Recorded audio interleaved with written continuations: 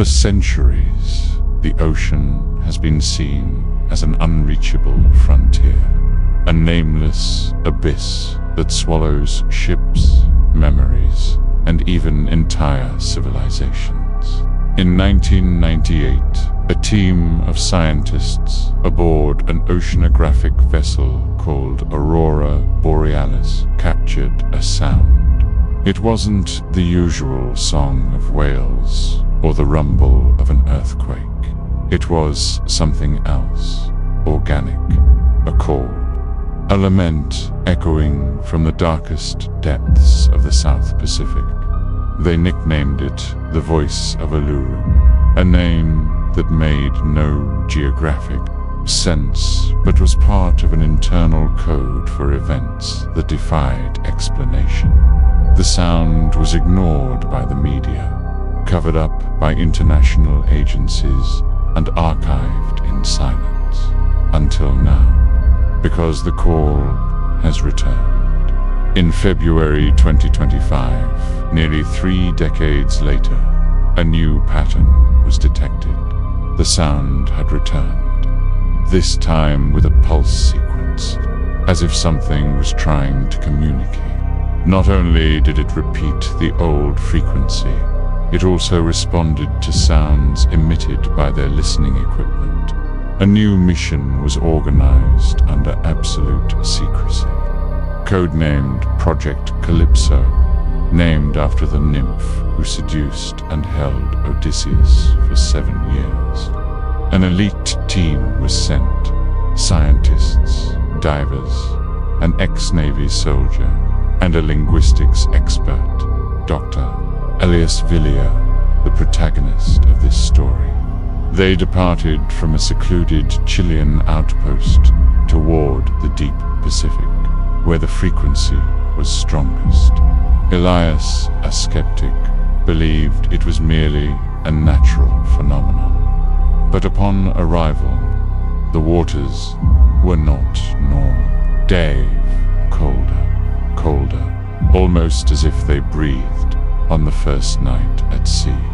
Sensors picked up the same frequency, but with a new element.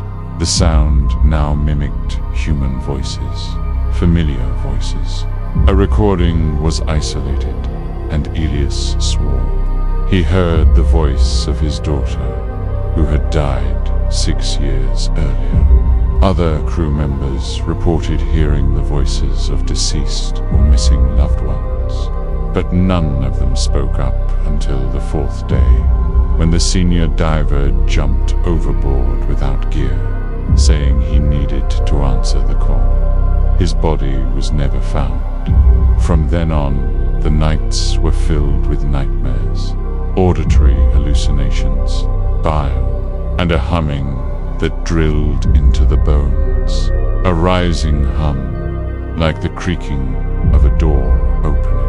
Underwater, on the 7th day, the crew located an unknown geological formation, a gigantic trench on the ocean floor that appeared on no map, informally named Thalassus Throat. When the underwater drone was deployed, it captured images of unnatural structures, portals, spiral circles, statues, humanoid, but with large eyes, no mouth, and tentacles hanging where a neck should be. The data came back incomplete, as if something was interfering with the transmission. The sound now wasn't just audible, it was felt. It vibrated inside the ship's hull. One of the operators began screaming in an unknown language, ripping out his own teeth while repeating a single phrase. They are waking up. With events spiraling out of control, Elias isolated the recordings and discovered a pattern. The frequencies formed symbols. It wasn't a vocal language. It was an acoustic invocation, a type of prayer made in sound, with mathematical symmetry. Each sequence seemed to activate a different part of the human mind. The remaining crew began showing strange behavior. Insomnia, euphoria, total apathy, as if they were sonic puppets, cross-referencing the data with records of sunken civilizations.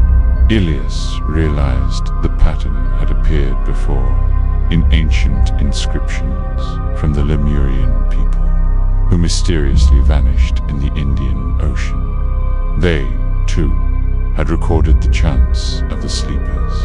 Elias understood what was calling them. Distant something. It was someone, or something that used to be someone.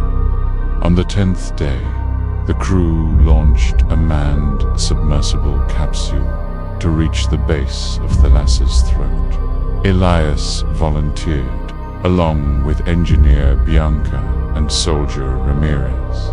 The descent took hours. The capsule was flooded with interference, and the sound grew stronger. It wasn't coming from outside. It was inside their minds. Inside the capsule, lights flickered. Pressure rose, despite normal system readings. And then they saw it. A colossal shape, incomprehensible, not quite solid. It pulsed, shifted form, like witnessing a nightmare materialized underwater. And then a voice, not heard, but felt, whispered to Elias, "You called me, now remember me." The capsule was found adrift days later, with only Elias aboard. No sign of Bianca. Ramirez had his neck broken internally, with no external trauma. Elias was in a trance, repeating numeric patterns and phrases in an unrecognizable language. He was hospitalized under military custody. Analysis revealed that the patterns he recited matched data from string theory, even though he had never studied advanced physics. When he finally awoke, he said only this: "She is waking, and she remembers us." The final Project Calypso recording was made at 3:33 a.m. Elias' voice is heard, fragmented, saying that humanity had made a mistake, silencing the Earth's calls without realizing that what sleeps in the depths is not dead, merely dormant. Subaquatic heartbeat sounds echo in the background. Then the recording is cut by a frequency that corrupts digital files. The waves spread. Days later, reports of collective nightmares emerged in coastal areas.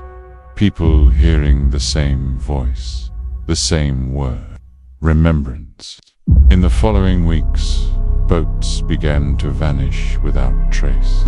Fishing ships were found adrift with missing crews and static-filled radios still transmitting.